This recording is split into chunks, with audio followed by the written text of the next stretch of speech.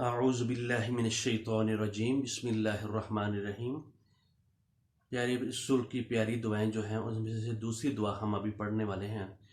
اس دعا کے متعلق حضرت حذیفہ رضی اللہ تعالیٰ عنہ بیان کرتے ہیں کہ رسول اللہ صلی اللہ علیہ وآلہ وسلم جب بستر پر لیٹتے تو اپنا دایاں ہاتھ جو ہے اپنے دائیں رخسار کے نیچے رکھ لیتے اور یہ دعا پڑھتے: اللہم بسمک اموت و احیا۔ پھر سنیے: اللہم بسمک اموت و احیا۔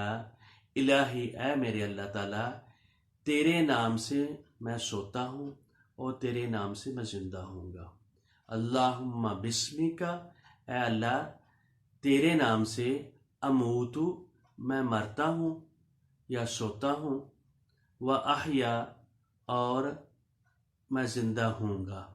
یہ دعا پڑھی: اللہم بسمک اموت و احیا، اے اللہ میں تیرے نام سے سوتا ہوں اور تیرے نام سے ہی اٹھوں گا۔ بارک اللہ۔